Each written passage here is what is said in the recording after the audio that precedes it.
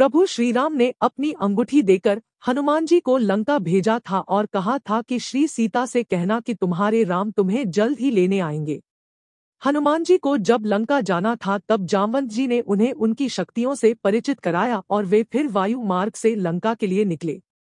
लंका के मार्ग और लंका में उन्होंने कई पराक्रम भरे कार्य किए। आओ जानते हैं उन्हीं में से 10 प्रमुख कार्य। 1. समुद्र लांघना और सुरसा से सामना। हनुमान जी ही जानते थे कि समुद्र को पार करते वक्त बाधाएं आएगी। सबसे पहले समुद्र पार करते समय रास्ते में उनका सामना सुरसा नाम की नागमाता से हुआ, जिसने राक्षसी का रूप धारण कर रखा था। सुरसा ने हनुमान जी को रोका और आपको कहाँ जाना है।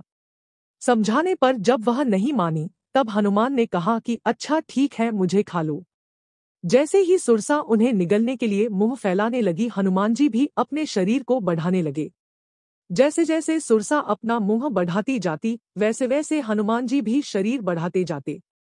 बाद में हनुमान ने अचानक ही अपना शरीर बहुत छोटा कर लिया और सुरसा के मुंह में प्रवेश करके तुरंत ही बाहर निकल आए। हनुमान जी की बुद्धिमानी से सुरसा ने प्रसन्न होकर उनको आशीर्वाद दिया तथा उनकी सफलता की कामना की। 2. राक्षसी माया का वध। समुद्र में एक राक्षसी रहती थी। वह माया करके आकाश में उड़ते हुए पक्षियों को पकड़ लेती थी। आकाश में जो जीव जंतु उड़ा करते थे वह जल में उनकी परछाई देखकर अपनी माया से उनको निगल जाती थी। हनुमान जी ने उसका छल जानकर उसका वध कर दिया। 3. विभीषण से मुलाकात। जब हनुमान जी सीता माता को ढूंढते ढूंढते विभीषण के महल में चले जाते हैं। विभीषण के महल पर वे राम का चिन्ह अंकित देखकर प्रसन्न हो जाते हैं। वहां उनकी मुलाकात विभीषण से होती है।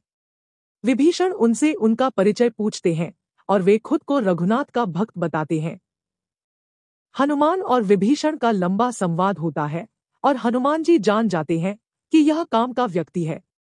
वे विभीषण को श्रीराम से मिलाने का वचन दे देते हैं। 4. सीता माता का शोक निवारण। लंका में घुसते ही उनका सामना लंकिनी और अन्य राक्षसों से हुआ, जिनका वध करके वे आगे बढ़े। वे सीता माता की खोज करते हुए रावण के महल में भी घुस गए, जहां रावण सो रहा था। आगे वे खोज करते हुए अशोक वाटिका पहुंच गए। हनुमान जी के अशोक वाटिका में सीता माता से मुलाकात की और उन्हें राम की अंगूठी देकर उनके शोक का निवारण किया। 5. अशोक वाटिका को उजाड़ना। सीता माता से आज्ञा पाकर हनुमान जी बाग में घुस गए और फल खाने लगे। उन्होंने अशोक वाटिका के बहुत से फल खाए और वृक्षों को तोड़ने लगे। वहां बहुत से राक्षस रखवाले थे। उनमें से कुछ को मार डाला और कुछ ने अपनी जान बचाकर रावण के समक्ष उपस्थित होकर उत्पाती वानर की खबर दी। 6. अक्षय कुमार का वध। फिर रावण ने अपने पुत्र अक्षय कुमार को भेजा। वह असंख्य श्रेष्ठ योद्धाओं को साथ लेकर हनुमान जी को मारने चला। उसे आते देखकर हनुमान जी ने एक वृक्ष हाथ में लेकर ललकारा और उन्होंने अक्षय कुमार सहित सभी को मारकर बड़े जोर से गर्जना की। 7. मेघनाद से युद्ध। पुत्र अक्षय का वध हो गया। यह सुनकर रावण क्रोधित हो उठा और उसने अपने बलवान पुत्र मेघनाद को भेजा। उससे कहा कि उस दुष्ट को मारना नहीं, उसे बांध लाना। उस बंदर को देखा जाए कि कहाँ का है। हनुमान जी ने देखा कि अब की बार भयानक योद्धा आया है। मेघनाद तुरंत ही समझ गया कि यह कोई मामूली वानर नहीं है, तो उसने ब्रह्मास्त्र का प्रयोग किया। तब हनुमान जी ने मन में विचार किया कि यदि ब्रह्मास्त्र को नहीं मानता हूं तो उसकी अपार महिमा मिट जाएगी। तब ब्रह्मबाण से मूर्छित होकर हनुमान जी वृक्ष से नीचे गिर पड़े। जब मेघनाद देखा कि हनुमान जी मूर्छित हो गए हैं, तब वह उनको नागपाश से बांध कर ले गया। बंधक हनुमान जी ने जाकर रावण की सभा देखी और फिर उन्होंने खुद ही अपनी पूंछ से अपने लिए एक आसन बना लिया और उस पर बैठ गए। रावण क्रोधित होकर कहता है, तूने किस अपराध से राक्षसों को मारा?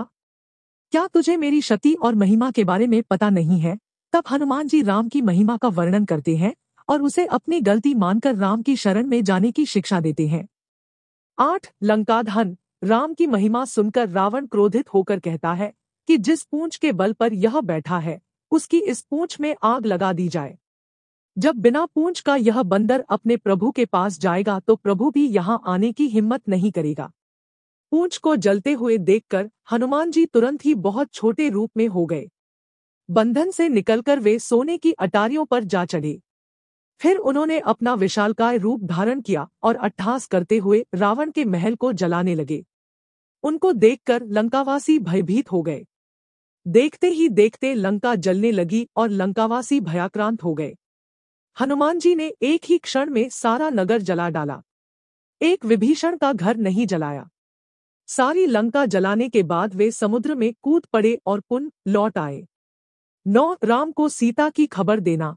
पूंछ बुझाकर फिर छोटा सा रूप धारण कर हनुमान जी श्री जानकी जी के सामने हाथ जोड़कर जा खड़े हुए और उन्होंने उनकी चूड़ामणि निशानी ली और समुद्र लांघकर वे इस पार आए और उन्होंने वानरों को किलकिला शब्द हर्षध्वनि सुनाया। हनुमान जी ने राम के समक्ष उपस्थित होकर कहा, हे नाथ। चलते समय उन्होंने, माता सीता ने मुझे चूड़ामणि उतार कर दी। श्री रघुनाथ जी ने उसे लेकर हनुमान जी को हृदय से लगा लिया। हनुमान जी ने फिर कहा, हे नाथ। दोनों नेत्रों में जल भरकर जानकी जी ने मुझसे कुछ वचन कहे और हनुमान जी ने श्री जानकी की विरह गाथा कह सुनाई, जिसे सुनकर राम की आंखों में आंसू आ गए।